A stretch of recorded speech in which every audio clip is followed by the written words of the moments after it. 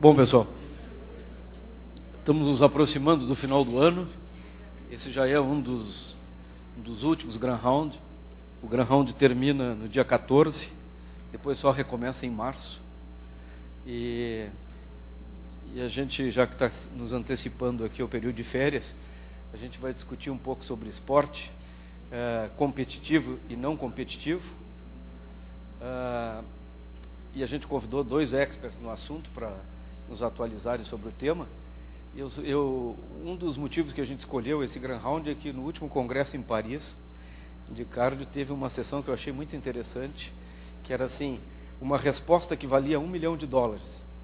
Era um atleta que fazia ciclismo na Austrália e foi fazer uma avaliação assintomática e encontraram nele uma cardiomegalia. E ele perguntou para o médico: posso continuar fazendo exercício ou não posso? E a resposta valia $1 milhão, porque significava aposentar o sujeito e ele deixar de ganhar uma grana considerável. Então, provavelmente essa pergunta ocorra todos os dias no consultório de vocês, em vários níveis, no competitivo e no não competitivo. E para a gente ter essa resposta versão nacional, a gente convidou o professor Jorge Pinto Ribeiro e o professor Ricardo Stein para nos atualizar sobre o tema. Acho que tu começa primeiro, Jorge. Então vamos começar. Nós temos um filme subliminar de lavagem de mãos, que espero que essa altura do campeonato já esteja integrado na córtex frontal.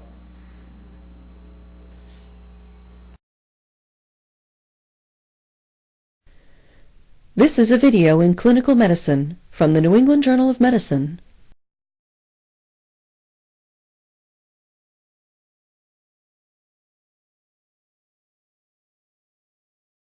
Infection associated with healthcare is the most common adverse event affecting hospitalized patients.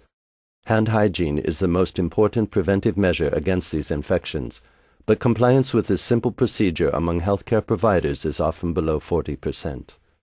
The skin and mucous membranes of every human being are colonized by various microbial species. When hospitalized, patients gradually shed these microorganisms onto inanimate objects in their immediate surroundings, for example, onto bed linens, gowns, and bedside furniture. Hospitals contain a multitude of environments. Some of these, dubbed patient zones, consist of a patient and his or her immediate surroundings. As a result of contamination by both healthcare workers and patients, other areas of the healthcare setting, such as corridors and public areas, are also colonized with microorganisms, though to a lesser extent than patient rooms. Cross-transmission of potential pathogens from one environment to another occurs through healthcare workers' hands. Hand hygiene greatly reduces the risk of cross-transmission by this route. Hand hygiene is a procedure to be mastered by every healthcare worker. Hand hygiene is not optional, it is mandatory. It must be used conscientiously to increase patient safety. Today, patients are very aware of the infection risks associated with healthcare and expect you to cleanse your hands as frequently as necessary. This is a sign of competency, professionalism, and respect.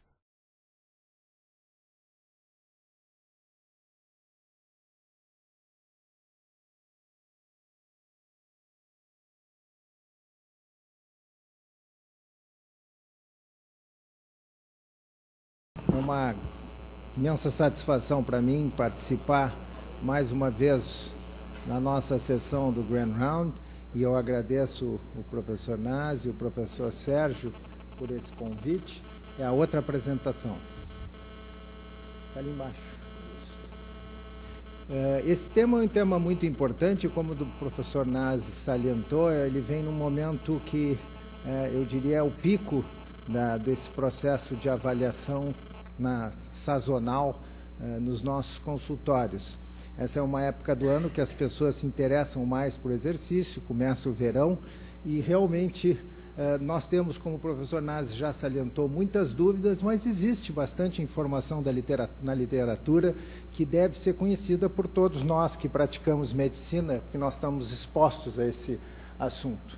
Aqui eu saliento meus potenciais conflitos de interesse, que nesse caso não existe nenhuma associação com essas empresas, e o tema desta apresentação. O que nós estamos temendo, fundamentalmente neste cenário, é a chamada morte súbita associada ao exercício.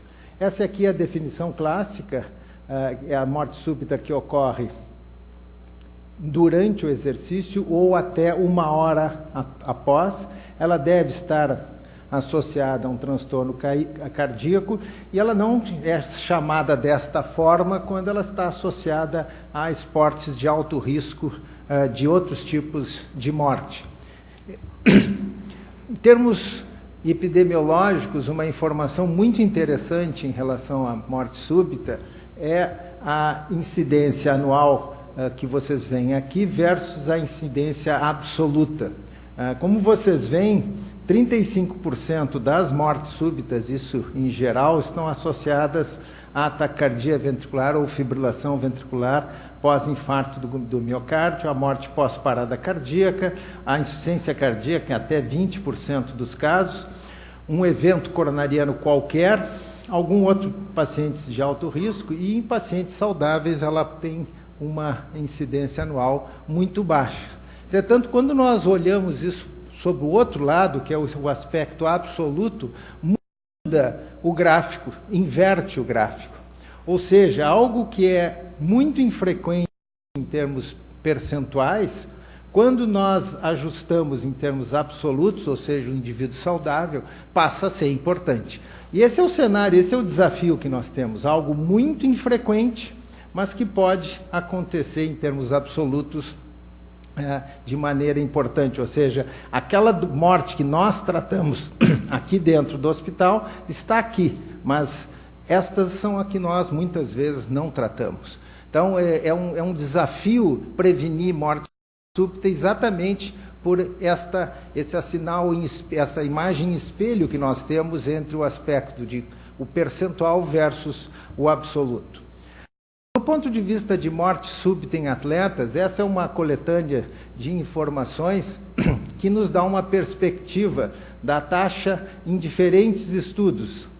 E o aspecto importante é que nos primeiros estudos, nesse caso era baseado em mortes informadas na mídia de atletas, vê-se que é um evento muito pouco frequente, 1 em cada 300 mil indivíduos.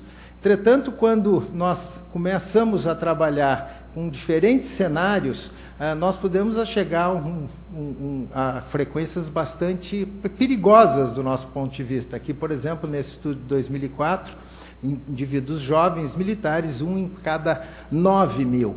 Então, são muito diferentes os cenários da morte súbita do atleta, conforme a amostragem que se faz.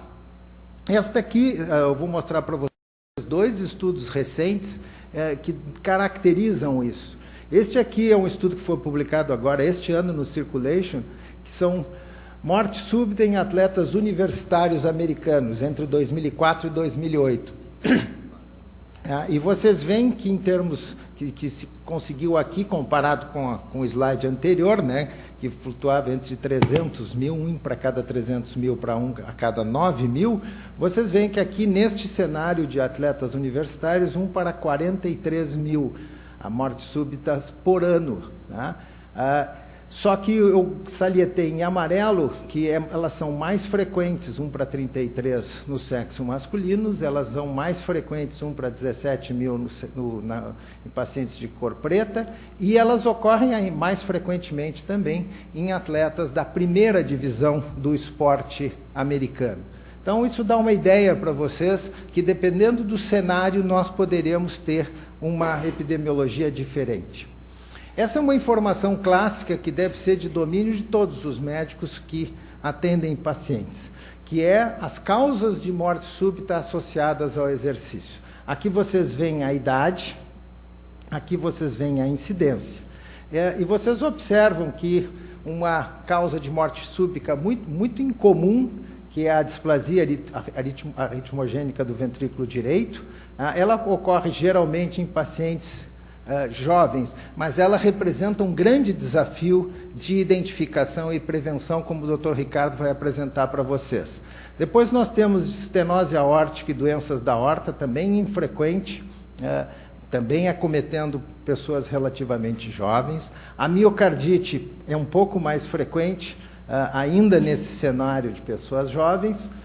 Coronárias anômalas, de novo, pessoas jovens, um pouco mais frequente, e depois nós começamos a tratar de outros cenários, as miocardiopatias, que nos pacientes, nos indivíduos mais jovens, ela na forma hipertrófica é a mais frequente, enquanto que em pessoas de mais idade, e vocês vão ver que o divisor de águas nessa área, o número mágico, é a idade de 35 anos, ela passa a ser mais do tipo dilatada. E, finalmente, a cardiopatia isquêmica, que é a grande responsável pela morte súbita em atletas a partir dos 35 anos de idade. Então, este aqui é um diapositivo importante, ele salienta as principais causas de morte súbita associadas com o exercício, e ele tem duas mensagens básicas. A primeira é que, a partir dos 35 anos, a cardiopatia isquêmica é a grande causa de morte súbita em atletas, e antes dos 35 anos, vocês veem essa combinação de causas, salientando especificamente a miocardiopatia hipertrófica.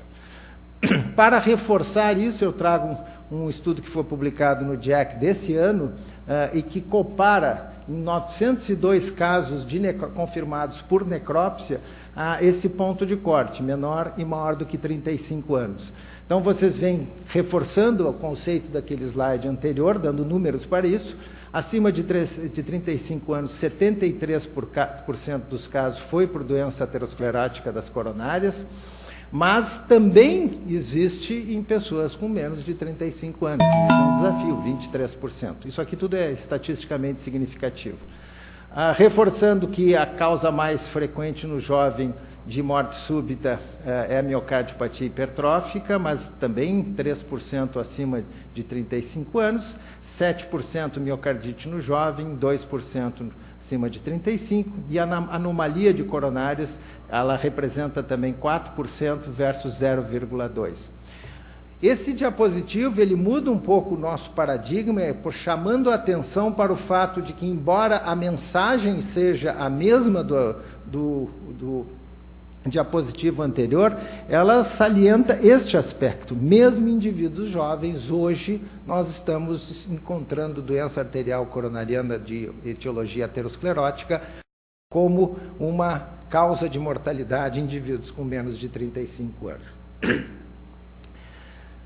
O desafio, então, nós no consultório, como vamos reconhecer esses pacientes, no caso, na minha abordagem inicial, que é o indivíduo não competitivo, que é a maioria das pessoas que buscam os nossos consultórios. Então, é fundamental que todos nós, em alguém que quer começar a fazer exercício, ou que faz exercício intenso, mesmo que não seja competitivo, nós temos que nos preocupar com esta nosologia, a miocardiopatia hipertrófica, buscar sempre a história familiar, a história de morte súbita, a história de doença cardíaca, e nós temos aqui um desafio que nem sempre é fácil, que é de diferenciar a chamada hipertrofia fisiológica da patológica. Como vocês sabem, o exercício físico induz também hipertrofia, e nem sempre é fácil identificar esses indivíduos, e o Dr. Ricardo vai voltar a tratar para isso. Entendo que, do ponto de vista epidemiológico, seja mais importante na nossa prática clínica é a identificação destes pacientes aqui. E, fundamentalmente, isso é feito pela identificação dos fatores de risco. A maioria desses pacientes que chegam a nós está assintomático. É a recomendação de diretrizes para quem vai fazer exercício intenso. Embora a evidência dessas diretrizes não seja tão forte, é o que está escrito, então nós talvez tenhamos que fazer isso no mínimo para nos proteger, se não para proteger os pacientes, é que pacientes que vão fazer exercício intenso devem ser triados com algum tipo de teste funcional. O mais utilizado é o eletrocardiograma de esforço. E, para aqueles como nós, que trabalhamos com viés de seleção, em alguns casos nós chegamos ao extremo de utilizar, mesmo no indivíduo assintomático, a angiotomografia de coronárias para liberar a atividade física em pessoas que têm um risco aumentado, seja por algum aspecto de história passada ou familiar, seja pelo tipo de atividade física que eles desenvolvem. Então, eu diria que na prática da maioria de nós, o foco deve ser na triagem desses pacientes, a anamnese, e o uso do teste de esforço nos pacientes acima de 35 anos. Lembrando que neste cenário, os fatores determinantes da morte súbita na cardiopatia isquêmica, eles são bem conhecidos. A cardiopatia isquêmica é responsável por 80% das mortes súbitas, 20% a 25% é a primeira manifestação, e aqui está o nosso desafio. A primeira manifestação da doença aterosclerótica pode ser a morte súbita. Então, é papel nosso no consultório tentar identificar esses pacientes. Ela ocorre mais frequentemente em quem já teve infarto prévio, e os fatores preditores é fração de ejeção menor que 40%, arritmias ventriculares e outros marcadores de risco eletrofisiológico. Mas o aspecto fundamental que eu quero deixar para vocês, que é a maioria dos nossos pacientes, é que é isto aqui que nós queremos prevenir. Isso é muito difícil de fazer. Eu não posso deixar de comentar algo, porque é uma falácia comum no nosso meio, já foi dito várias vezes por colegas bem próximos meus em jornais, na mídia, o comentário clássico de qual é o melhor horário para o indivíduo se exercitar. Os cardiologistas, embora eles tenham muito mais evidência para praticar a sua área de atuação, eles também funcionam com raciocínio lógico e muitas vezes dizem bobagem. Essa é uma bobagem frequentemente repetida por colegas nossos, meus colegas na mídia. Eles fazem um raciocínio lógico. Raciocínio lógico é muito bom em outras áreas da medicina, mas na cardiologia não é muito bom, porque nós temos a evidência. Tá? Então, morte súbita e infarto são mais frequentes nas primeiras horas da manhã. Bom, e 4% dos infartos estão relacionados com exercício. Isso é conhecimento bem estabelecido, ninguém discute isso. Nós temos um ritmo circadiano da morte súbita e isso é bem conhecido. Então, os cardiologistas, muitas vezes, infelizmente, fazem o raciocínio que outras áreas da medicina gostam de fazer. Ele faz o raciocínio lógico. Então, o exercício feito neste horário, ele deve ter mais risco no horário matinal. E o exercício da tarde pode trazer proteção. Então, esse é o raciocínio lógico que leva ao comentário de recomendar que as pessoas não façam exercício pela manhã. Já existem estudos bastante adequados mostrando que isso não é verdade. Então, esta parte aqui, que o 4% dos infartos são relacionados com exercício, só que quem faz exercício reduz este risco. Aqui só para lembrar um tipo especial de exercício, que é a atividade sexual. Tá? O exercício protege contra a morte súbita relacionada à atividade sexual. Então, fiquem tranquilos se vocês fizerem exercício. Tá? E, finalmente, a informação fundamental, vejam como esse estudo é antigo, os nossos colegas continuam repetindo este assunto.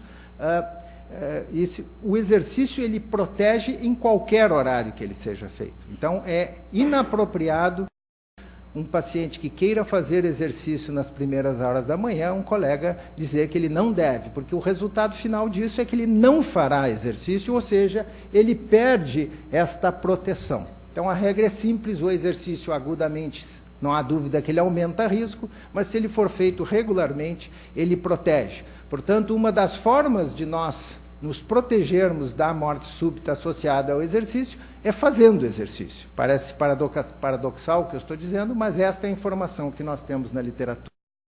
E eu gostaria de finalizar deixando esse diapositivo do Dr. Barry Maron, publicado no New England de 2003, mostrando o grande desafio que é prevenir morte súbita associada ao exercício e que vai ser tratado em mais profundidade pelo Dr. Ricardo Stein. Nós temos o coração do atleta, nós temos as doenças miocárdicas, e como eu disse para vocês, ambos geram hipertrofia ventricular. Então nós temos essa chamada zona cinza, que é difícil de ser identificada quando o paciente tem hipertrofia miocárdica, e alguns casos de morte súbita de atletas de elite aconteceram exatamente conhecendo as informações, e mesmo assim os pacientes morreram. Eu trago aqui a miocardite como uma possibilidade de etiologia, que está associada fundamentalmente por ataque a arritmias ventriculares, a miocardiopatia dilatada, que é mais fácil de reconhecer do que a miocardiopatia hipertrófica quando no atleta. Aqui, a displasia ritmogênica do ventrículo direito, que é um grande desafio para ser reconhecido, e aí a miocardiopatia hipertrófica de novo entrando pela espessura parietal. Então, eu saliento as formas de apresentação através do eletrocardiograma, do ecocardiograma, nas arritmias e do tamanho da cavidade, chegando nisso aqui, que é o desafio que nós temos hoje em dia, que é de reconhecer quem tem risco maior ou quem tem apenas a adaptação fisiológica da hipertrofia associada ao treinamento físico. Muito obrigado.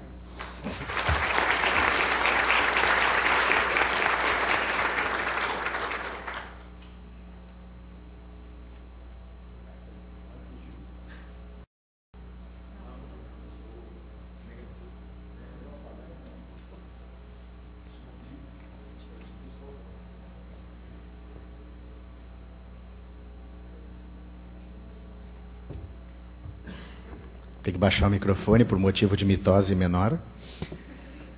Bom dia a todos. É uma satisfação gigantesca poder voltar a esse púlpito, que é meu púlpito predileto. É o lugar onde eu mais gosto de falar e onde eu tive a oportunidade de participar de algumas apresentações muito legais. Eu espero que essa também seja. Então, o tópico que me cabe é o risco cardíaco no esporte competitivo. E eu começo trazendo algo que já é uma evidência cabal, que a gente vê todos os dias, né? O atleta competitivo dos nossos tempos, cada vez mais, esse sujeito ou essa sujeita deseja vencer desafios a qualquer preço. Dedica um esforço enorme ao esporte. E muitos colegas nossos, médicos, também, além de serem médicos, alguns são traumatologistas, dedicam enorme esforço no esporte. E eles têm, sim, um senso de invencibilidade, quiçá de mortalidade. E nem todos são baixinhos. Vejam vocês o que esses sujeitos se sujeitam, né? Um atleta competitivo que participa da ultramaratona do Saara. É um suicídio, a gente pode dizer. As condições são inóspitas, hostis, e as pessoas cada vez mais parece que buscam esse tipo de desafio. Mas qual é o escopo do problema? Qual é o tamanho da morte súbita e do risco cardíaco no atleta competitivo? Vamos botar em proporção, e esses dados são conhecidos. Vejam vocês que se nós triarmos 200 mil atletas, e isso acontece, 0,5% deles, ou seja, 1.000 indivíduos, vão ter alguma doença cardiovascular identificada. Muito bem. Desses 1.000 com alguma doença cardiovascular, apenas 1%, ou seja, 10, vão ter uma doença que definitivamente pode ser o gatilho para a morte súbita. Ou seja, um indivíduo com atleta competitivo com substrato para morte súbita, tendo no exercício intenso, morte súbita. E mais, desses 10, apenas um deles, de fato, vai sucumbir, vai morrer subitamente ou vai ter uma morte súbita abortada. Ou seja, se nós fizermos o seguinte questionamento, isso é um problema de saúde pública ou é um problema de percepção pública? E aí eu entro na ideia de que o atleta é um símbolo de saúde perante a sociedade, que a visibilidade, quando um atleta vem a falecer, é gigantesca. O esporte, hoje, é um negócio imenso. A minha avó diria, hoje, filho, vai ser jogador de futebol, não faz medicina. Os atletas são verdadeiras celebridades. E o interesse intenso, me parece, desproporcional ao real problema em termos de saúde pública. Talvez tratar sarampo seja mais custo-efetivo do que evitar uma morte súbita. Sendo assim, eu agradeço a todos vocês por terem vindo aqui e eu vou embora. Mas não, eu vou começar tudo de novo. E eu começo com a ideia de que todos nós desejamos evitar essa coisa horrorosa, a morte súbita. E quem são os nossos potenciais inimigos? A cardiopatia isquêmica nos indivíduos com mais de 35 anos e, segundo o trabalho do Eckert em recrutas americanos, a cardiopatia isquêmica também foi a principal causa de morte nesse trabalho apresentado pelo Dr. Jorge. A miocardiopatia hipertrófica, vejam esse bife aqui, né? Esse atleta não está mais entre nós para contar a história, mas a necrópsia dele na Itália está aqui. Olha o septo desse sujeito. A displasia ritmogênica do ventrículo direito, que eu nunca vi um paciente com essa doença na minha vida, mas ela está aí, desde 1988, descrita por Frank, Yves Grogojá e Fontaine. A origem anômala da coronária esquerda, nesse caso, especialmente quando ela sai do seio coronário direito, vejam a coronária direita saindo do lugar que deve sair, mas a coronária esquerda saindo do lugar errado. E ela passa por baixo da artéria pulmonar quando o exercício é executado. E isso pode ser um gatilho para arritmias malignas e para isquemia. A síndrome do QT longo, os diferentes tipos da síndrome de Brugada, alguns especialistas em Brugada estão aqui, Maurício, Diego. A síndrome de Wolff-Parkinson-White, também a miocardite, que o professor Jorge falou, vejam os pontinhos horrorosos, né? Isso mata de fato. Às vezes as mães dizem para os filhos, ou as avós, né? Filho, não vai fazer exercício, mas a comadre diz, não, ele está gripado, bota a gripe para fora. Aí um Coxsackie B5 vem e pimba nele, né? E isso acontece. E uma causa de morte súbita está num coração estruturalmente normal, que é um impacto não penetrante no tórax a 30 milissegundos do pico da onda T, gerando uma zidanada, né? Ele não morreu, Materazzi, mas o Zidane tentou. E vejam aqui um menino, né, disputando karatê, tomou um impacto não penetrante no tórax, caiu mortinho da Silva. Bom, e quem foram algumas das nossas vítimas? Vocês conhecem. Marc-Vivier Faux, cardiomiopatia hipertrófica, o Serginho, em 2004, num jogo contra o São Paulo, o Rabicó, jogador de futebol em Carlos Barbosa, jogando há 2 anos atrás, se não me engano, e muitos outros. Mas nós também temos que falar sobre estratégias para redução no risco. Porque se nós formos pensar que todos esses caras, ícones do esporte, podem morrer, o que tirar o Paulo Renato, que joga comigo futebol no Farroupilha, que é um atleta razoável? Então a gente fica pensando, quando morre um ícone do esporte, os consultórios da gente enchem. Meu pai costuma dizer que tinha que morrer um a cada 6 meses, que eu ia ficar rico. Claro que isso é horrível, mas é fato. O professor Jorge dá 12 entrevistas depois que morreu o Serginho no mesmo dia. Então, mas existe um grande debate, uma grande controvérsia a respeito de qual a melhor estratégia de nós tentarmos diminuir o risco cardíaco no atleta competitivo. E uma controvérsia em relação ao screening. Aqui é o screening do qual eu participei em 2009 em Stanford. Eu estou em algum lugar por aqui fazendo eletrocardiograma nos atletas de Stanford. Experts do mundo inteiro têm diferentes opiniões. Vejam vocês que a Sociedade Europeia de Cardiologia, especialmente encabeçada pelos italianos, Dr. Domenico Corrado, Antonio Pelliccia, Alessandro Biffi e outros, o Comitê Olímpico Internacional, a NBA americana, a Liga de Futebol americano também, a UEFA Futebol, a FIFA, essa que vai liberar o Beira-Rio para a gente ter um estádio aqui como sede da Copa, versus a Associação Americana de Cardiologia, o Colégio Americano de Cardiologia, que não instituem como obrigatório o exame de pré-participação. E uma pergunta que fica e que se presta a estudos, e quem sabe a doutora Carisiane Polanczyk poderia migrar para essa área do conhecimento, é o que é custo-efetivo de fato. No Annals of Internal Medicine do ano passado, o grupo de Stanford publicou um belíssimo artigo a esse respeito. Mas a história, ela começa em 1970, a maioria de vocês não era nem zigoto, não estava nascido, né? Uma lei italiana, uma lei governamental, instituiu o screening mandatório para a segurança de atletas. Entretanto, em 80, mais precisamente em 83, com a morte de 3 atletas do basquetebol no estado da Universidade de Maryland, iniciou o registro do NIH, americano, compulsório de mortes súbitas no esporte.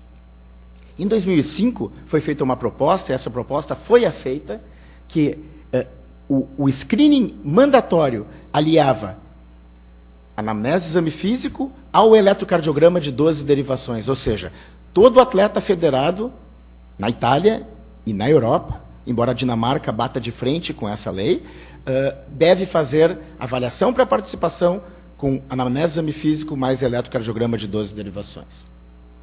E em 2008, os americanos largaram uma diretriz dizendo, não há obrigatoriedade de nós fazermos o exame físico, anamnese, exame físico, seria muito bom que todo mundo fizesse, mas o eletrocardiograma não é mandatório, porque isso pode causar problemas. E o que está sendo feito para se evitar a morte súbita em atletas? O que está sendo feito na maior parte dos países europeus, encabeçados pela Itália? História, exame físico, eletro de 12 derivações. E esse slide, talvez, essa publicação de 4 de outubro de 2006, de Domenico Corrado e colaboradores, da região de Padova, no Vêneto, na Itália, talvez seja uma das publicações mais citadas na literatura relacionada ao exercício. Por quê? Nesse estudo foi apresentada a relação tempo-tendência de incidência de morte súbita cardíaca em atletas versus não atletas em Padova. Esses indivíduos, aqui no eixo das ordenadas, viram morte súbita por 100 mil atletas ano, a partir do ano de 1979. Vejam vocês que a incidência de morte súbita no fim da década de 70 era gigante, 3,5 versus 0,7 em não atletas. Com a instituição desse programa de anamnese, exame físico, mais eletrocardiograma de 12 derivações, que foi implementado de fato em 85, houve uma queda vertiginosa na incidência de morte súbita, a tal ponto que ela diminuiu em relação à manutenção da morte súbita em não atletas envolvidos com exercício, que se manteve constante. Esse estudo, então, se tornou um ícone, porque houve uma redução de 89% na morte súbita relacionada ao exercício. E os autores comprovaram isso da seguinte forma. Vejam as doenças capazes de, algumas doenças capazes de gerar morte súbita em atleta. Se nós formos realizar história, exame físico e eletrocardiograma, 43 indivíduos foram identificados. Desses 43, a metade com cardiomiopatia hipertrófica. Se o eletro não fosse feito, somente a história e o exame físico, apenas 5 indivíduos iriam ser identificados. Isso sugere que o eletrocardiograma, segundo os europeus, teria um papel primordial na identificação, quiçá, na desqualificação desses indivíduos, e isso salvaria a vida. E eu pergunto, qual é o papel da desqualificação, senhoras e senhores? E os italianos também fizeram isso, avaliando um importante trinômio a partir da realização do eletrocardiograma, da identificação da cardiomiopatia hipertrófica e um período de destreinamento e, ser indicado, desqualificação. Aqui, Corrado e colaboradores publicaram no New England um estudo com 22 indivíduos que foram desqualificados por essa entidade. Homens, a grande maioria, jovens, com alteração predominantemente no eletrocardiograma, sendo encaminhados para ecocardiograma, e após 4 meses de treinamento, as alterações da repolarização ventricular não se modificaram, como costuma acontecer no eletrocardiograma do indivíduo com coração do atleta sem doença. Nesse segmento de 8 anos, apenas um indivíduo morreu, um jogador de hóquei, que se negou a parar. Todos os outros 21 sobreviveram. E aqui nós temos esse gráfico de pizza, mostrando que a cardiomiopatia hipertrófica na região de Vêneto, na Itália, é uma entidade muito pouco prevalente, diferente dos Estados Unidos e em outros países do Ocidente. Nessa região, a displasia ritmogênica do ventrículo direito, essa sim é a principal causa de morte súbita em atletas. Talvez, quando esse estudo foi feito, porque essa entidade era muito nova e continua sendo um desafio a identificação da displasia ritmogênica do ventrículo direito. Então, o modelo italiano europeu de pré-participação identifica, desqualifica com sucesso atletas com cardiomiopatia hipertrófica e, assim, é capaz de prevenir a morte súbita. E tem uma boa especificidade, senhoras e senhores. Apenas 9% de falso positivo. Vejam, apenas 9%. Mas os americanos, então, perguntam, será que 9% é pouco? E vejam, a avaliação pré-participação americana não é obrigatória, ela consiste da história e exame físico, mais os 12 pontos da American Heart Association. Perguntas sobre história médica pessoal, sobre história familiar e sobre exame físico. Alguns obstáculos têm que ser salientados porque os americanos não dizem, vamos fazer o que os italianos fazem.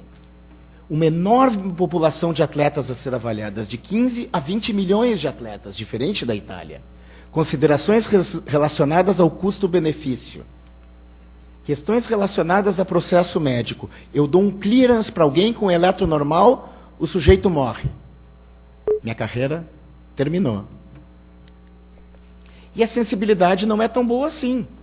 Uma sensibilidade de 50% é como jogar uma moedinha para cima, mas vejam, 9% de falso positivo, em 1 milhão, em 10 milhões de atletas, representaria 1 milhão de exames falso positivos e uns 100 números de testes adicionais. Ecocardiograma, cintilografia, angiotomo e o que mais vocês possam pensar. Para salvar somente 100 vidas, sendo que somente a metade é identificável. E no Circulation de 2011, Barry Maron mostra que o registro americano de Minneapolis, do Minneapolis Heart Institute, de 1985 a 2005, ou seja, 20 anos, foi capaz de identificar 1.900 jovens atletas competitivos, em torno de 100 por ano. Ou seja, vale a pena toda essa discussão para nós salvarmos 100 vidas por ano? Será que a fome não mata mais? Será que a tuberculose não mata mais? Enfim, essa é uma questão que sempre entra no hall de discussões. Existem diferenças entre esses países. A lei nacional italiana para screening obrigatório é uma preocupação governamental. Se não é feito esse tipo de screening, não pode participar. Enquanto nos Estados Unidos esse screening é opcional e em bases individuais. A razão médico-população na Itália é muito maior do que nos Estados Unidos. Para vocês terem uma ideia, existe um para cada 15 mil habitantes, um médico do esporte para cada 15 mil habitantes na Itália. Tu chuta uma pedra, salta um médico do esporte lá na Calábria. E os especialistas italianos são treinados em medicina do esporte. Bem, eu estou falando para cá, eu estou falando para lá, mas eu vou tentar sumarizar, resumir argumentos a favor do exame de pré-participação. Quando incide, é um evento altamente visível que, principalmente, afeta jovens atletas. Evidentemente, afeta indivíduos com mais de 35 anos, atletas competitivos também. Existe, de fato, uma associação entre exercício e a morte súbita, mas não esperem que alguém com coração normal e não exposto a commotio cordis ou a uma canalopatia ou às intempéries do tempo venha a morrer.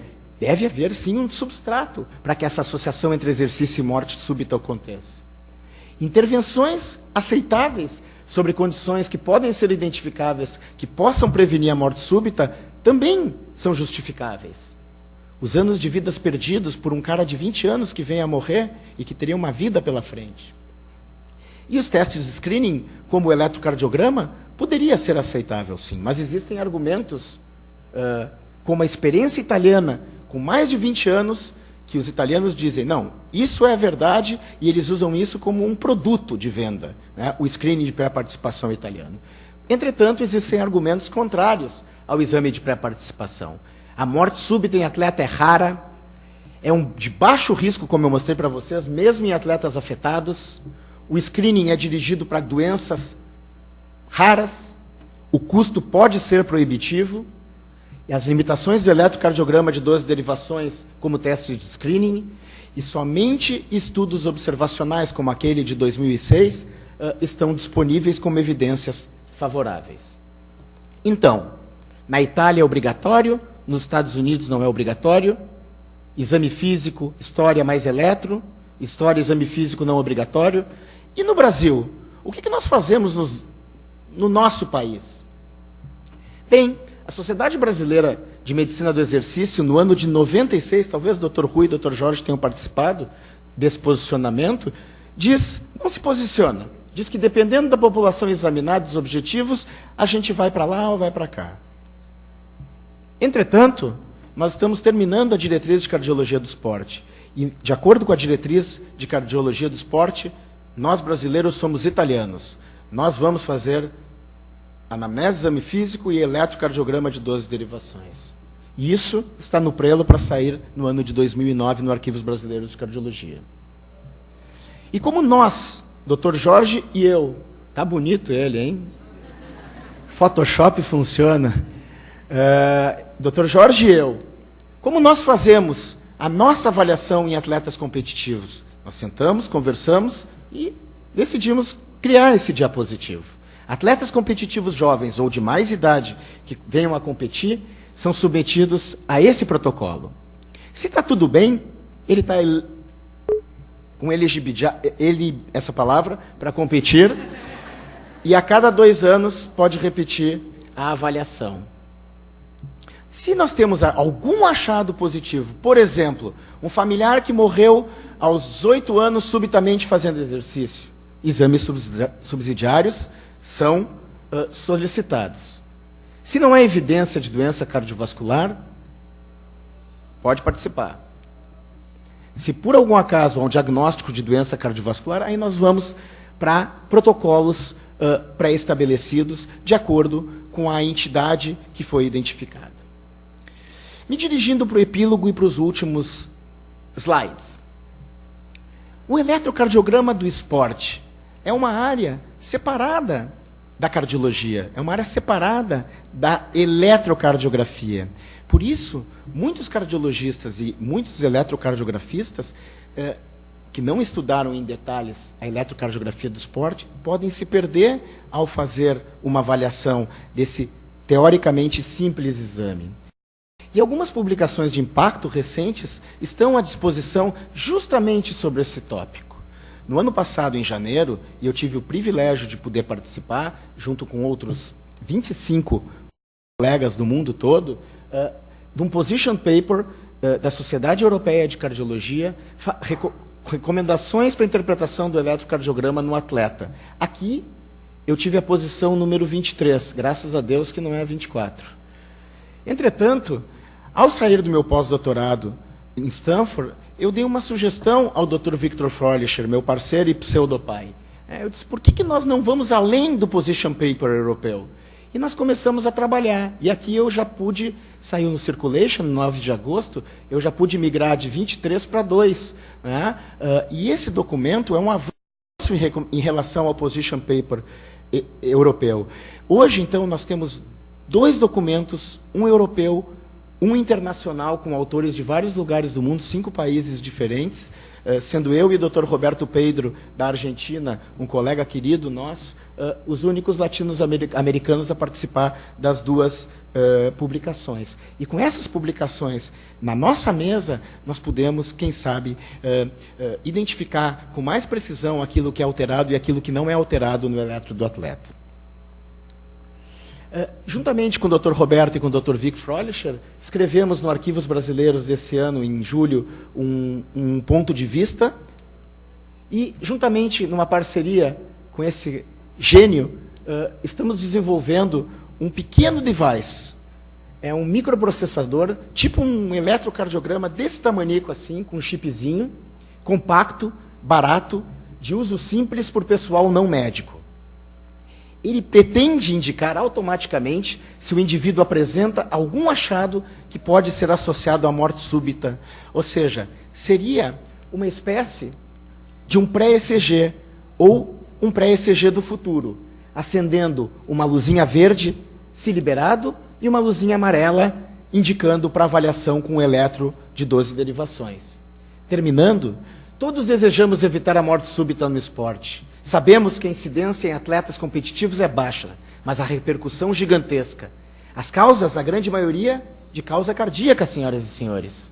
A estratificação de risco, hoje em dia, é o exame de pré-participação.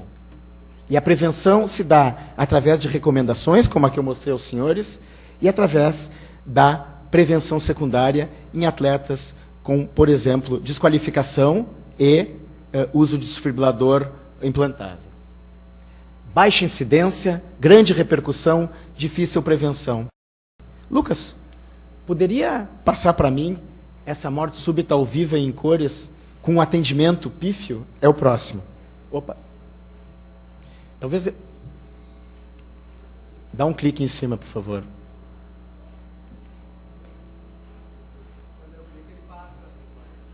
Então, minimiza. Minimiza que vale a pena. Clica em cima. Pode demorar um pouquinho, mas eu recomendo ver uma nova forma de parada cardíaca que foi lançada pelos nossos irmãos argentinos. Eu recomendo que vocês olhem com atenção para isso. Se der para maximizar a tela. Ele caiu aqui, ele está morto. Morreu. Rio Frio. Está morto. Morreu. Ó, o braço convulsionando. Vejam vocês, chamou, médico vem. Primeiro médico, chegou outro médico. Afasta, afasta, afasta.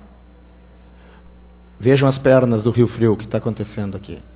Até o momento, ninguém botou a mão no peito, deu um soco pré-cordial. Aí começou a nova forma de atendimento de parada cardíaca.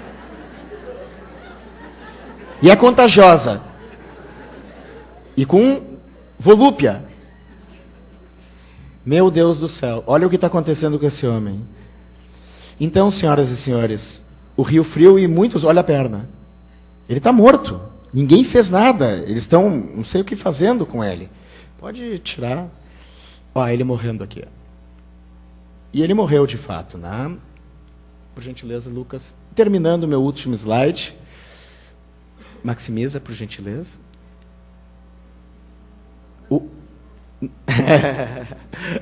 Pode dar um Ctrl End. Bom, o último slide diz mais ou menos o seguinte. Colando do Dr. Jonathan Dress, não, esse não. Eu tenho só 231 slides ali. Bom, ele diz mais ou menos o seguinte, que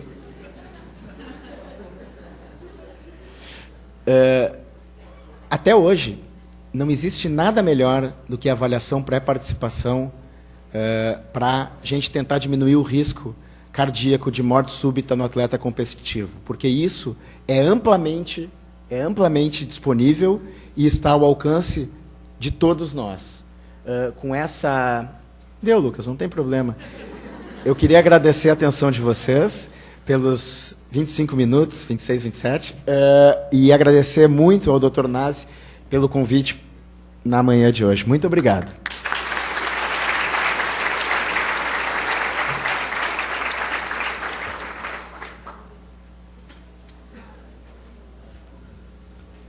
Vamos abrir para perguntas em seguida.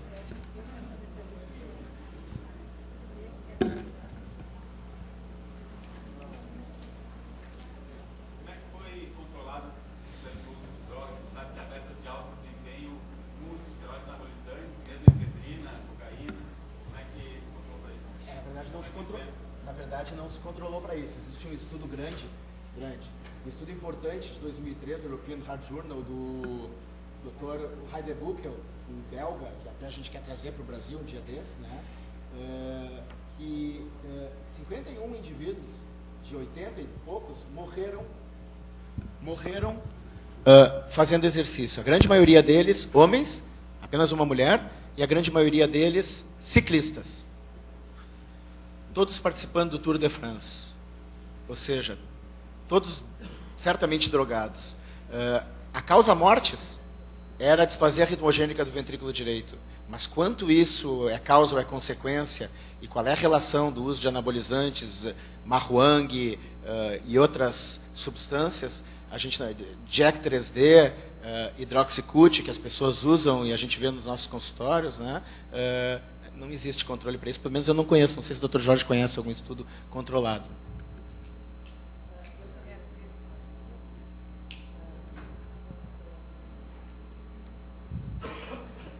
Tua voz é boa, pode ver. Queria dar parabéns a todos, gostei muito das apresentações. Eu queria fazer uma pergunta específica para o Ricardo Stein a respeito do posicionamento da sociedade, dessa diretriz que vocês estão propondo. Uma vez que tu comentaste sobre custo efetivo e custo-efetividade, aparentemente não apresentou dados porque eles não existem. Essa é a primeira pergunta. E uma vez que não existam, qual foi o embasamento para recomendar no Brasil o exame exercício como é feito na Itália? A gente se pensa que nós temos menos atletas nos Estados Unidos, mais dinheiro nos Estados Unidos, ambos, quem é que vai pagar essa conta? O eletrocardiograma, eu vou começar então pelo princípio. A primeira pergunta, existe estudo de custo-efetividade, eu não mostrei para vocês aqui. O principal estudo, o grande estudo é do Matthew Wheeler, de Stanford, casualmente é um fellow de Stanford, primeiro autor, junto com o Dr. Ewan Ashley, autor sênior. Eles mostraram que fazer somente história e exame físico é a mesma coisa que nada, em termos de custo-efetividade, usando como padrão a hemodiálise, né, que é o que se usa nesses estudos. E que não teria nenhum sentido fazer o que os americanos estão fazendo, de acordo com esse estudo. E que fazer o exame físico, mais a história e o eletrocardiograma seria custo-efetiva. Eu tenho um slide desse, se tu quiser eu posso até te mostrar depois, com calma. Então, com base nesse estudo, os americanos estão repensando, e é uma briga muito grande, até porque eles têm o Parent Watch, que é uma associação de pais que, inclusive, entra como coautores em muitos estudos nos Estados Unidos. E esses pais, como daqui a pouco 3 indivíduos morreram, 3 jovenzinhos morreram num determinado mês nos Estados Unidos. Aí a internet pulula de gente se queixando que tem que fazer eletrocardiograma, que tem que fazer. O único problema é que o eletrocardiograma lá custa $150. Né? Enquanto aqui ele custa bem mais barato. Bia, aquele ponto de vista que eu escrevi junto com o colega argentino e com o colega americano, justamente faz esse questionamento. A gente não sabe. E a diretriz brasileira, eu posso te dizer que ela é mais ou menos, não temos dados nossos, né? Ela vai, Maria vai com as outras, ela vai com os italianos. Uma pergunta do Dr. Jorge. Parabéns de novo, como sempre, uma bela palestra, um bom momento. Aquele paciente que, com screening para cardiopatia isquêmica, com mais de 35 anos, que é encaminhado então para ergometria. Uma resposta sem, obviamente, todo embasamento de literatura, mas como eu faço se vem uma ergometria positiva num homem e como eu faço se vem uma ergometria positiva numa mulher? Aqui entra a grande dificuldade que nós temos de um paciente que tem uma probabilidade pré-teste muito baixa, que é o caso, é um paciente assintomático, num exame que tem um valor preditivo positivo nesse cenário muito baixo. Então, o que se faz na prática é dar um passo adiante num exame que tenha melhor valor preditivo positivo e negativo, que em geral é fazer um exame de imagem. Isso é o que se faz na maioria dos casos. Não há uma diretriz bem clara do que fazer com esses pacientes.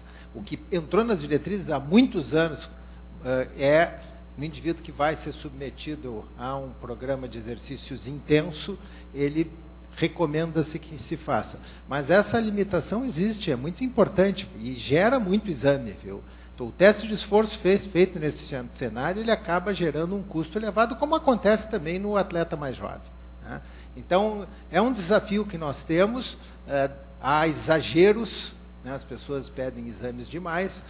Em alguns cenários, como este aqui, em pessoas em que o risco é muito alto, isso acontece na prática, no como eu faço no meu consultório, é um caminho mais curto e simples é resolver o problema num paciente com baixa probabilidade, fazer um exame que tem um valor preditivo negativo, que é maravilhoso, que é angiotomo.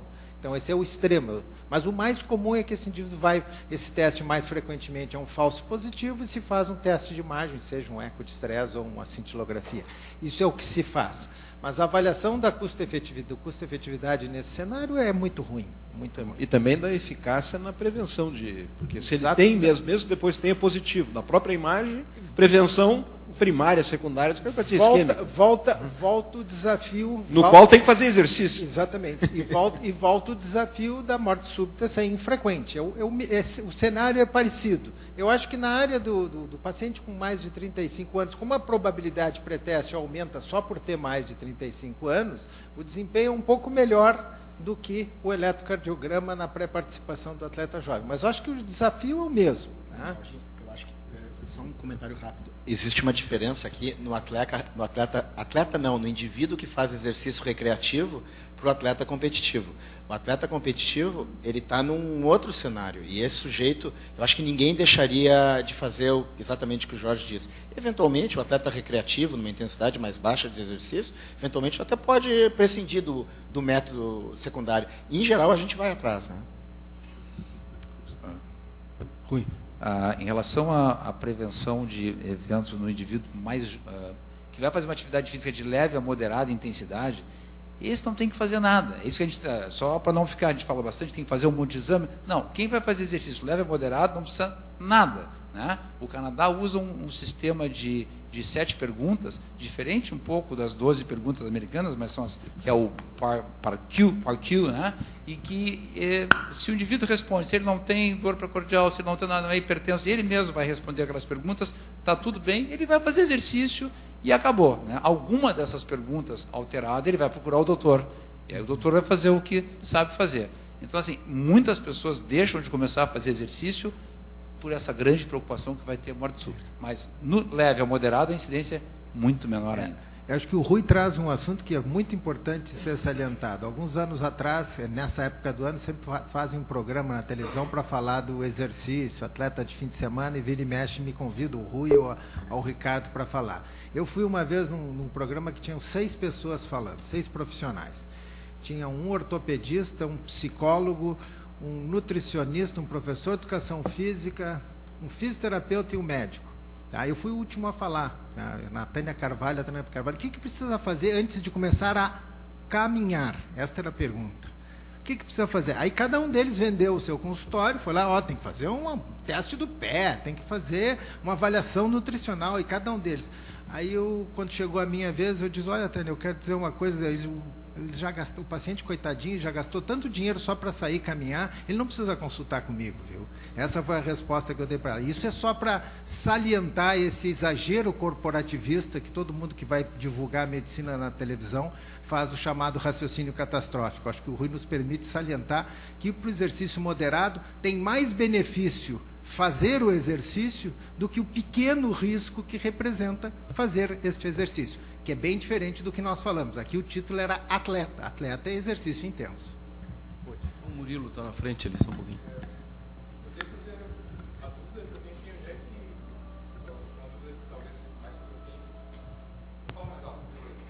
Onde é que termina a palestra do professor Jorge, onde inicia a do Dr. Ricardo? Quando é que é exercício não competitivo, quando é que é competitivo? Quem é aquela pessoa que a gente vai mandar fazer uma esteira ou não vai fazer uma esteira? Eu acho que essa é uma pergunta muito importante e não existe um limiar fixo para isso. Mas o que nós temos que ter a percepção, quem trabalha com essas pessoas, isso eu me refiro acho que foi o primeiro diapositivo que o Dr. Ricardo apresentou. As características do indivíduo competitivo. Estas características representam um risco isolado, que é esse indivíduo não ter limites.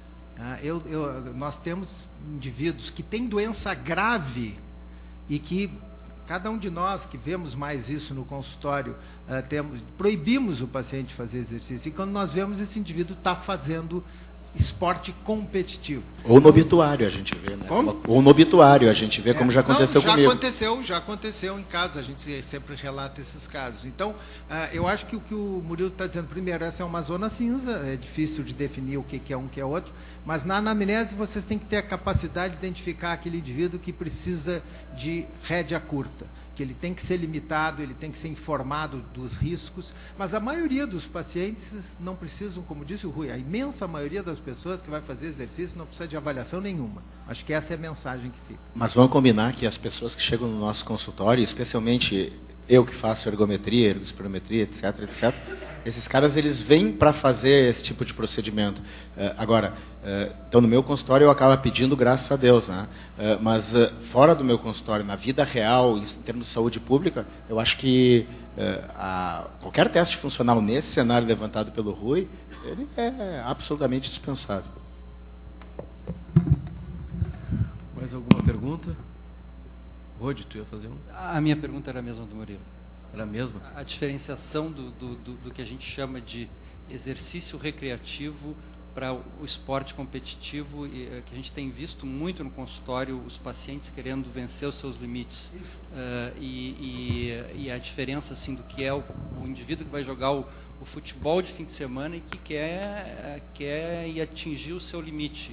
E eu acho que isso é muito difícil do ponto de vista prático, a gente diferenciar e para poder usar exatamente o screening no paciente adequado. Até queria comentar, Posso fazer um comentário sobre isso aí? Perguntar para vocês, no Congresso agora apareceu que tem aumentado a incidência de fibrilação atrial dos pacientes dos corredores de fim de semana, principalmente esses que se extenuam ou vão um pouco além do que poderia. Vocês constatam isso também na avaliação de vocês? Bom, sem dúvida nenhuma, a gente sabe que tem gente dizendo que a fibrilação atrial de coração normal seria uma faceta nova do coração do atleta. Né? Existe uma área de fibrose, remodelamento, existem várias explicações fisiopatológicas para isso. Mas, de fato, isso tem acontecido. A gente vê com muita frequência, especialmente indivíduos entre os 50 e os 70 anos. Né? E sem nenhuma outra alteração estrutural. Provavelmente hiperadrenérgicos aí, talvez. Fazer um comentário sobre isso que estão discutindo sobre a intensidade de exercício, porque um dos critérios é assim, se o indivíduo consegue fazer 40 minutos com conforto daquilo que ele está fazendo, confortavelmente, isso aí com certeza é de leve a moderado, né? Ele consegue fazer e está muito bem. Agora, cada esporte tem lá mais ou menos uma estimativa de gasto calórico para ele, né? Que a gente pode também mais ou menos pensar. O cara vai jogar tênis de simples, ele vai ter um gasto calórico X, vai ter uma sobrecarga mais ou menos. A gente conhecendo cada um dos esportes, dá para ter uma noção do que ele vai fazer. Canoagem, remo, ele vai ter uma atividade mais intensa, com mais sobrecarga, mais aumento de pressão do que outras. Então, o conhecimento de diferentes esportes dá uma ideia para a gente. Esse comportamento emocional, individual de cada um, claro, isso aí é a loucura de cada um. Mas em relação a quantificar, dá para ter uma noção bem próxima do que é um exercício leve, moderado, intenso, dependendo do esporte praticado. Que nem sexo. Queria agradecer a vocês, acho que está terminando aí. A gente está... queria agradecer a vocês pela brilhante exposição e encerrar e convidar vocês já para a próxima quarta. Um abraço. Obrigado.